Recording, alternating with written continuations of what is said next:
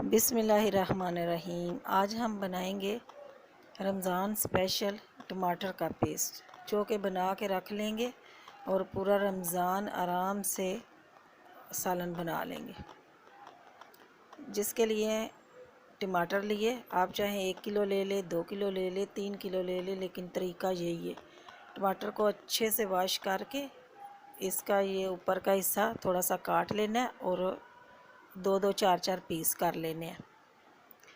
ये टमाटर का पेस्ट जो है ये बहुत ही आसानी से बन भी जाता है और इससे ना बहुत ही, क्योंकि रमज़ान में इतना टाइम तो होता नहीं है, तो सालन बना लें चाहे तो जो भी बनाए, लेकिन ये टमाटर का पेस्ट बना के रख लें पूरा रमज़ान। इसका कलर भी ख़राब नहीं होगा।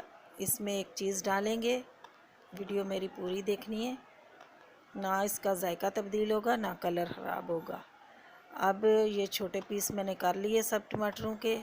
अब एक बर्तन लेंगे, उसमें इसको डालेंगे और इसको बिल्कुल हल्की आंच पे ढक्कन दे के इसको रख देंगे चूल्हे के ऊपर, और आंच बिल्कुल हल्की रखनी है और एक कतरा भी पानी इसमें शामिल नहीं करना। इसमें पानी, ताज़े टमाटर है, इसमें पानी बहुत होता है। ये देखें, ये टमाटरों का अपना ही पानी है, अभी ये ज़्यादा गले नहीं है।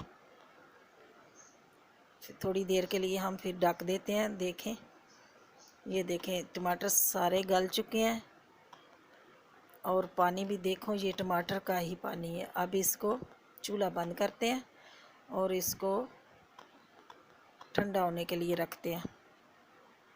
ये थोड़ा सा ठंडा हो गया। अब जग लेंगे, उसमें ये सारे टमाटर इसमें शामिल करेंगे।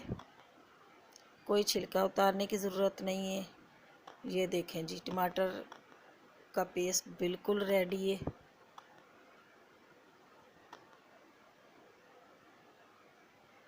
अब एक बोल लेंगे, उसमें ये डालेंगे। आप चाहें तो ये टुकड़ियों वाली बर्फ़ जिसमें जमाते हैं उसमें जमा के क्यूब्स बना के रख लें, शापर में डाल के या छोटी छोटी थैलियों में डाल के रख लें।